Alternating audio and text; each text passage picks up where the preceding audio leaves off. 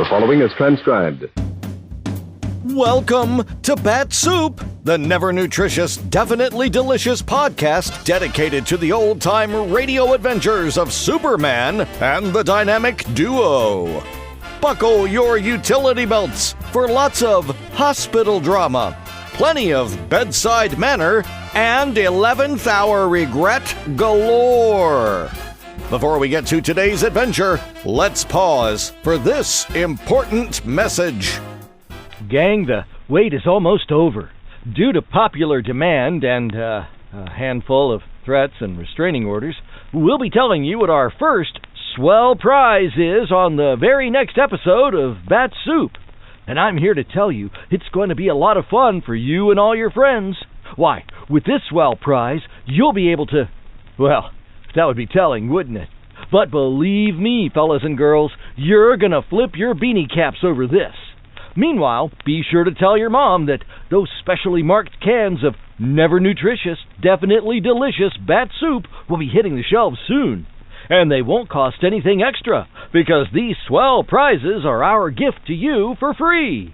And be listening next time so you can find out just what our first Swell Prize will be. Always wear your seatbelt.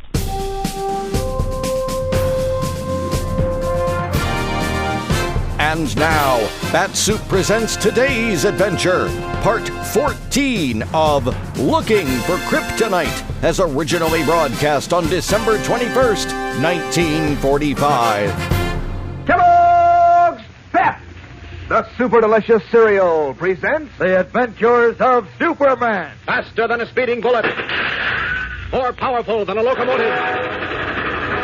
Able to leap tall buildings at a single bound. Look, up in the sky. It's a bird. It's a plane. It's Superman. Yes, it's Superman, who, as Clark Kent, experiences one of the most shocking surprises of his life in today's exciting episode. In just a moment, we'll return to our story. But first, let's lend an ear to our good friend, Dan McCullough. Say, gang, wouldn't you like to shake hands with the person who thought up the idea of putting those exciting comic buttons in packages of Kellogg's Pep? I know I would, because these comic buttons are just about the slickest thing that's happened in a long time. First off, they're so doggone smart-looking, just about as big around as a nickel, with detailed, true-to-life pictures of your favorite funny paper characters, like Smilin' Jack, for instance. You know, you've followed his adventures. Or K.O., who's always sleeping in a dresser drawer. Or Superman, who looks so handsome and powerful, you think of all the wonderful things he's done. Yes, there's plenty of excitement whenever Mom opens a new package of that super delicious whole wheat flake cereal, because that means you get a new button. Might even mean that you'll have the fun of trading duplicates with your pals. So how about asking Mom to stock up on Kellogg's Pep tomorrow? That's the only way you can get these comic buttons, you know. You don't send in any money, not even a box top, and you can't buy them anywhere. But inside every package of Pep, there's a swell prize, a dazzling comic button, or a military insignia or warplane button. That's P-E-P, Pep, made by Kellogg's of Battle Creek. Now, the adventures of Superman. In the back of a book and gift shop, Superman, in his guise of Clark Kent, and Police Inspector Henderson found the person they had been seeking for months. The gaunt, ugly woman known as the Scarlet Widow, who had stolen the original piece of kryptonite from the Metropolis Museum. The widow was mortally wounded, but she managed to tell them that Mr. Jones, the mysterious leader of the Crescent and Star gang, had shot her, and that he had boasted he would finish Superman. But before she could tell them where the two missing pieces of kryptonite were, the deadly element which robbed Superman of his strength, she lost consciousness. Inspector Henderson had her removed to the Metropolis Hospital. And as we continue now in a little anteroom off the hospital corridor, Kent and Henderson leap eagerly to their feet as Dr. Baker, the chief surgeon, enters. Listen. What's the verdict, Doctor? I'm afraid it's bad news, Inspector. Frankly, we can't save her. I was afraid of that. Is she conscious, Doctor? Not at the moment, Mr. Kent, but we've given her a transfusion, and it's possible she'll regain consciousness for a short period before the end. Oh. Dr. Baker? Coming, nurse. There may be some changes. I'll call you if she's regained consciousness. All right. Thanks, Doctor. What a tough break, Kent. Yeah. She'd only held out long enough to tell us where Mr. Jones went. Well, he went after the two pieces of kryptonite, of course. You don't have to tell me that. But where? Where did he go? I wish I knew. Yes, and I wish I knew what Jones meant when he said he was going to finish Superman. I'm worried, Inspector. You and me both. Inspector, Mr. Kent. Dr. Baker's calling us. Come on. Keep your fingers crossed.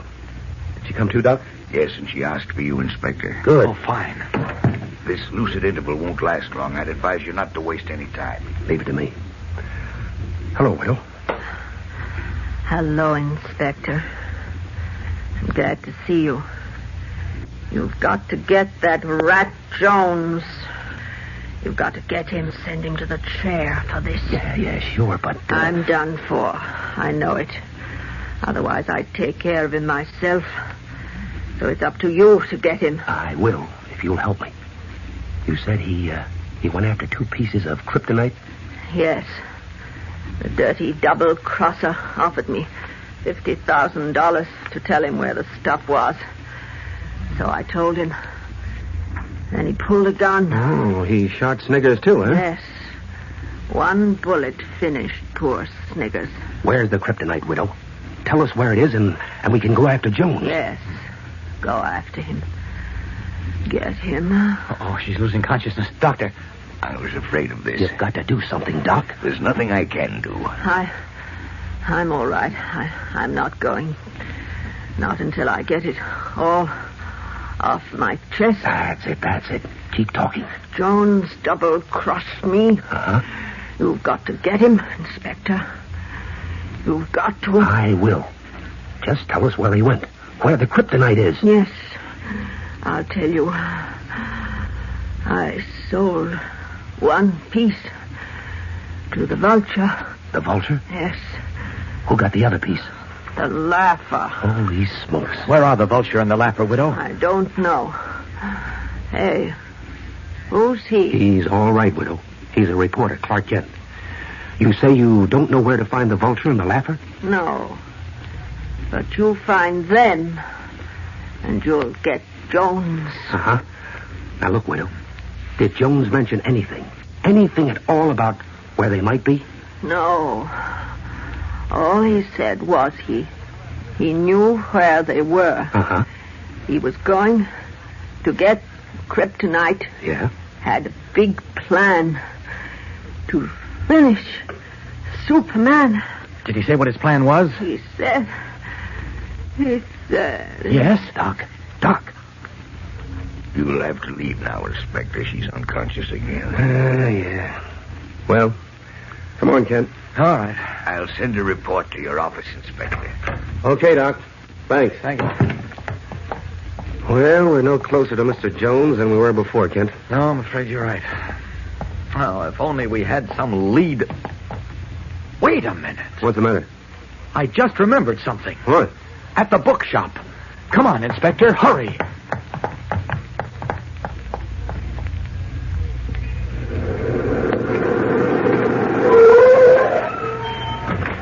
Well, here's the bookshop, Kent. Now what? I told you, Inspector, I might have been mistaken. I'd rather wait and see.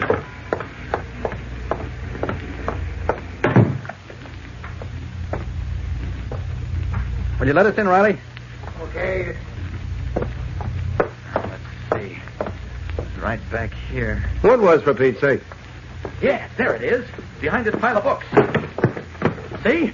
All I see is some broken glass. Well, look at these 2 larger pieces with silver on them. And this bulb and little rubber tube. Yeah? Thought I noticed it when we broke in here this morning, but then I saw the widow and forgot about it. So what? What is it? Mr. Jones's atomizer. Oh. He used it to spray his throat. Batman and Robin described it to me. They said it was made of beautiful glass like this and encrusted with fine, heavy silver. So what? Just this. Jones couldn't stand being without his atomizer. He broke this one, so we'll have to get another. That gives us a lead. Oh, yeah? I suppose you mean we cover all the stores and try to catch him coming in to buy another atomizer, huh? No, we don't have to cover all of the stores, just a few top jewelry shops. Huh? Oh, I get it. You mean because this is such a fancy job, Exactly. Apparently, Mr. Jones's taste in atomizers is the best, and I'd say only a few high-class shops like Thayer's or Bartier's carry gadgets like this one. So if we check those shops and learn that one of them sold this particular spray gun... Jones might go back to the same shop for a replacement. Say, you've got a head on you, Kent. I ought to know better than to argue with you by this time. Come on. There's only one thing, though. Jones has a couple of hours start on us, and he might have picked up his new atomizer already. But, even if he did, and we locate the shop, We ought to be able to get a lead to it. And if he didn't, we can lay for him. Right. Let's go. Maybe we're on the trail at last. Leaving the bookshop, Inspector Henderson and Clark Kent take up the trail of the broken atomizer. There's a startling climax coming up in today's episode, which we'll bring you in a moment. But first, here again is your announcer.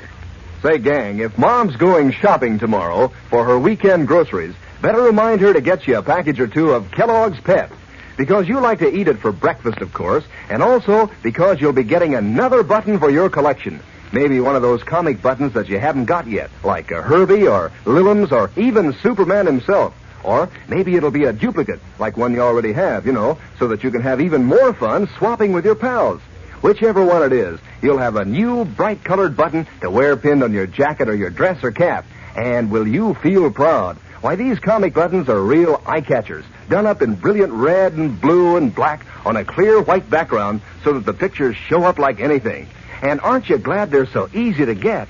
You don't send in a single penny, not even a box stop, and you can't buy them anywhere. But inside every package of that super delicious whole wheat flake cereal, Kellogg's Pep, there's an exciting prize. One of these dazzling comic buttons or a military insignia or warplane button. Ask Mom for P.E.P. Pep, made by Kellogg's of Battle Creek. Now back to the adventures of Superman. Clark Kent and Inspector Henderson have visited 4 of the finest jewelry shops in Metropolis, but so far have failed to find the one which had sold the handsome silver-encrusted atomizer to Mr. Jones. Now, as the afternoon wanes, they are entering the exclusive shop of Thayer & Son on Fifth Avenue. Oh, good afternoon, gentlemen. Can I be of service to you? Well, I hope so. Take a look at these pieces of atomizer and see if you recognize them. Recognize them? Yeah. I want to know if you sold it. Well, yes, we sold this. Oh, you did, huh? Good. Yes, this is one of a pair we imported from Belgium just before the war. It's a particularly fine specimen of Never vein. mind that. You say this is one of a pair? How about the other one? Oh, I'm terribly sorry. It was sold 2 hours ago. You mean it's gone? Well, no, it's not exactly, but it's promised to a customer. Oh, it is, huh? But To whom? Well, it isn't the policy of Thayer & Son to discuss their customers' affairs. Take a look at this. Oh, my heavens, police. Yeah. I'm Inspector Henderson. Now, tell me about that other atomizer. Oh, yes, certainly, Inspector. Well, about 2 hours ago, a gentleman phoned and said his brother had purchased a Louvain atomizer in our shop a year ago. Brother? Just a stall. Go on. Well, he described it as It was this one? Yes, sir. He wanted to know if we had another one like it, and I told him we had it made. So he asked if we'd hold it for him till 6 o'clock. That he'd send a young lady for it. 6 o'clock, eh? Almost 6 now. Yeah, it's 1 minute of. Yeah, we gotta move fast, Ken. Look, son. Is there someplace we can hide here so that when this party comes in, we can see her, but she can't see us? Well, you may use the office over there if you wish. Good. Come on, Ken. Right. Look, what did this man say his name was? Phillips. Phillips, eh? But if you just wait in here. Thanks. There's a buzzer under the showcase which sounds in here. When the person comes in and asks for the atomizer, I'll ring the buzzer. Good boy. Kent, the trail's getting warm. I'd say red hot, Inspector. What the? Now, take it easy. Take it easy. Just the big clock behind you. Guess I'm getting jumpy. He said 6 o'clock. Mm-hmm. And that's just what it is. Now, There's the buzzer. The dame's here for the atomizer. yes. What? Great Scott. Wait, Kent. Don't go out there. Now. Just cracking the door a little so you can see. Look, Inspector. Look who it is. Great Jemima. Lois Lane. Incredulously, their jaws dropping, Clark Kent and Inspector Henderson stare through the crack in the door at Lois Lane, girl reporter for the Daily Planet, who stands at the counter with the clerk. What does this mean? What possible connection can Lois have with the dangerous and deadly Mr. Jones? Fellows and girls, don't miss Monday's startling and exciting episode. It's dramatic, surprising, thrilling. So tune in then, same time, same station, for the adventures of Superman. Faster than a speeding bullet. More powerful than a locomotive. Able to leap tall buildings at a single bound. Look, up in the sky. It's a bird. It's a plane. It's Superman.